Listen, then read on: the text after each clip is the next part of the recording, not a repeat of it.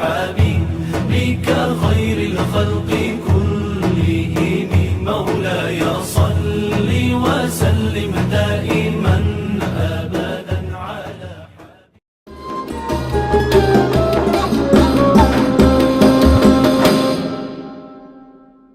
Assalamualaikum warahmatullahi wabarakatuh.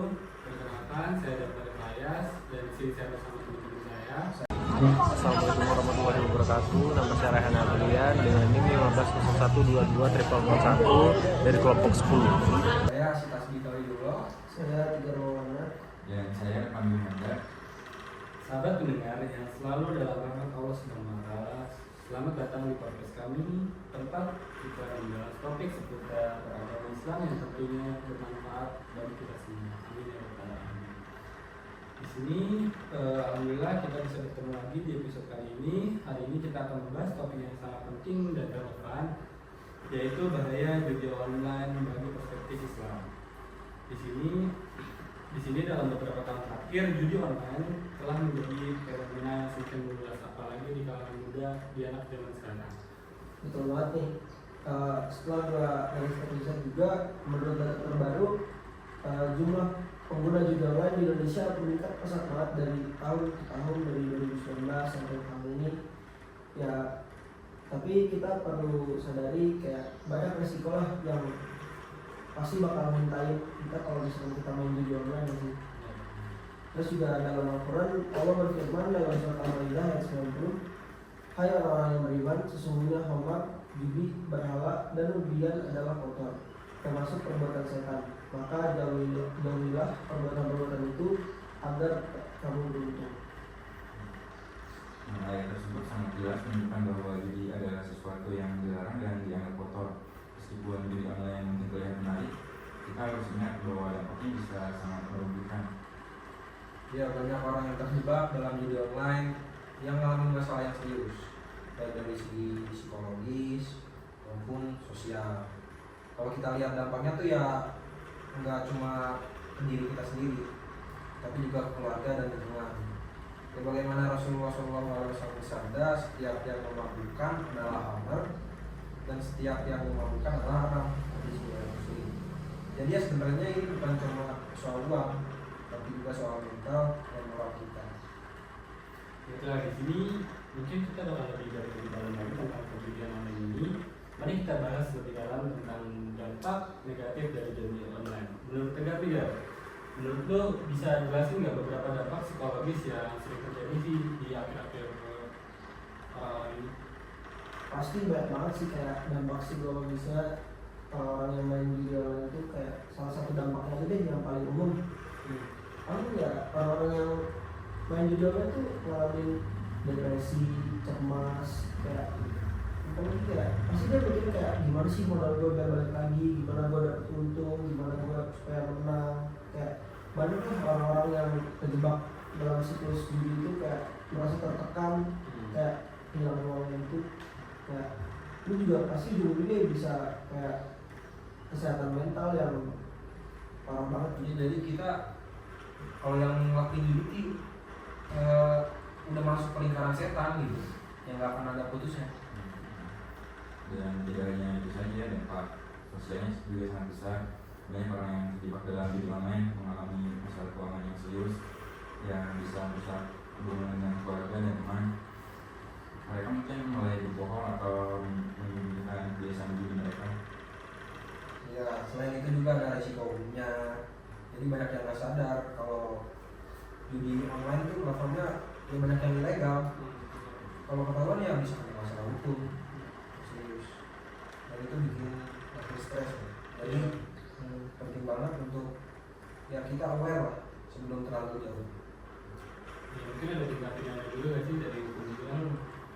Kayak sebenarnya emang sih kayak kita ngeliat dari lingkungan kita kuliah deh pasti kayak ada aja gitu ya teman-teman kita yang kayak main judi online kayak ujung-ujungnya ya dia ninggalin kuliah atau dia kayak Apalagi sampai minum uang, itu kan parah banget ya. Jadi di sini mungkin kita bakal bahas tentang gimana sih mengendalikan dan kecanduan judi online menurut Tegar nih ya.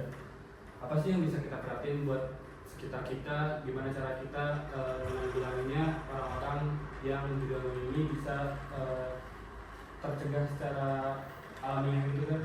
Menurut lu gimana sih kayak kita harus juga perhatikannya gitu, merhatiin mereka?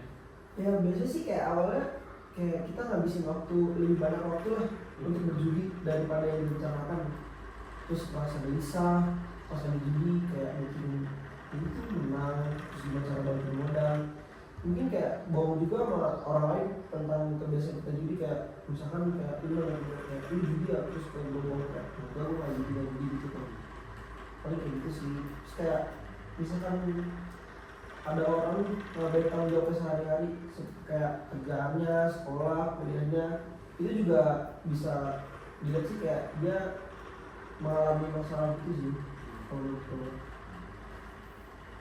Sangat penting juga untuk diingat bahwa mengenali tanda-tandanya adalah langkah pertama untuk mendapatkan bantuan. Jika kita atau orang terdekat kita mengalami masalah ini, kita harus mendukungnya. Ya ngomongin kalau tanda-tanda kecanduan mah ada beberapa hal penting yang perlu kita perhatikan. Misalnya ya kalau udah mulai gelisah gitu, karena gue udah nggak main judi nih, atau udah nggak bisa kontrol, ya itu udah warning sayang banget lah. Kalau udah sampai nyembunyiin kebiasaan ini dari orang lain, apalagi sampai ngobain tanggung jawab gitu, itu ya udah masuk siang merah gitu, lampu merah. Ya bagi keluarga kayak menurut gue juga penting banget kayak perhatian dari keluarga dan teman juga memiliki kayak ya pentingnya mereka, karena mereka bisa memberikan dukungan moral dan tetap memberikan membantu individu untuk tetap berada di jalur yang benar. Jadi menurut gue selama masih ada keluarga dan teman kita yang masih bisa ngingetin, kenapa enggak sih, kenapa harus untuk sehingga sampai kayak kita demi kepentingan diri kita sendiri yang nggak tahu keuntungannya kemana dan dosa kita pun jauh lebih besar kan. Di sini juga Allah berfirman dalam surat Al-Baqarah ayat 286, Allah tidak membebani seseorang melainkan sesuai dengan sangkanya. Ini mengingatkan kita bahwa kita bisa mengatasi masalah ini dengan dukungan yang tepat. Makanya menurut gua nih kayak kenapa orang-orang merasa terbebani, karena itu bukan hak mereka untuk mereka memiliki uang itu sampai mereka bisa pinjol, sampai mereka mendapatkan keuntungan yang nggak jelas, ujung-ujungnya itu jadi uang haram. Dan menurut gua ya masalah ini sangat tepat dengan dukungan yang tepat dari keluarga-keluarga dan teman-teman kita.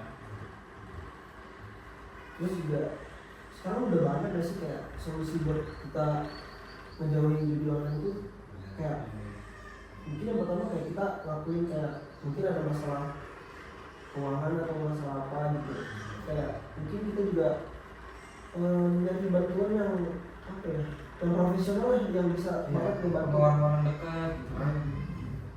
Banyak juga sih organisasi sekarang tuh yang nawarin konseling buat yang kecanduan judi online juga sih.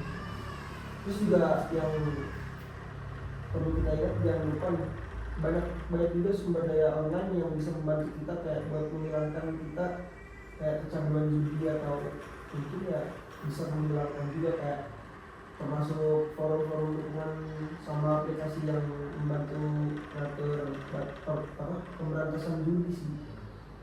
Terus juga kan sekarang juga udah mulai kayak banyak banget kan orang-orang yang main judi online di pinggir jalan kayak yang ditangkap-tangkapin gitu. Adalah kita ingat bahwa ada proses yang mungkin memerlukan waktu, tapi dengan niat yang kuat dan dukungan yang tepat, kita bisa keluar dari gerakan judi online ini. Ya betul banget. Ya proses buat bangkit itu ya nggak bakalan instan, tapi ya pasti worth it lah. Yang penting lu mulai aja, terus konsisten. Ya hidup tuh bakal seru gitu kalau banyak hal yang bakal menikmatin tanpa terjebak kayak gini. Karena menurut gue ini bukan setan, karena adanya judi online ini nggak akan pernah selesai kalau orang itu nggak bakal pernah memulai. Ya. Makanya kalau menurut gue ya balik lagi ke masing-masing, kita hanya mengingatkan ya, karena ya itu biasanya balik ke masing-masing karena kepuasan mereka sendiri buat ikut judi online atau enggak. Kita sebagai teman atau rekan itu semuanya ya kita cuma bisa ngingetin.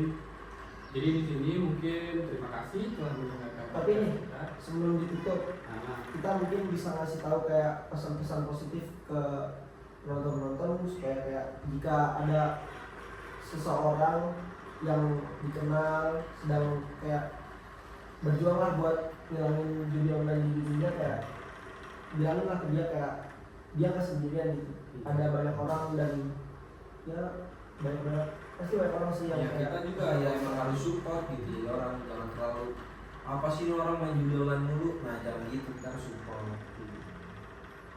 Ya, mungkin terima kasih telah mendengarkan podcast kita hari ini. Kita telah membahas banyak hal yang tentang bahaya judi online. Mungkin nggak banyak yang bisa kita kasih tahu dan nggak banyak yang kita bisa ubah, tapi semoga bisa bermanfaat buat orang-orang yang ingin berubah ke depannya untuk jadi lebih baik. Mungkin kita juga bukan orang yang baik. Jadi di sini semoga informasi ini bermanfaat yang bisa membantu siapapun yang mungkin berjuang dalam masalah ini. jangan ragu untuk berbagi pengalaman atau mencari bantuan jika Anda perlu. Dan sampai jumpa di episode berikutnya. Terima kasih telah mendengarkan podcast kami. Goodbye. Assalamualaikum. Sekian dari kelompok kami, kurang lebihnya mohon maaf. Wassalamualaikum warahmatullahi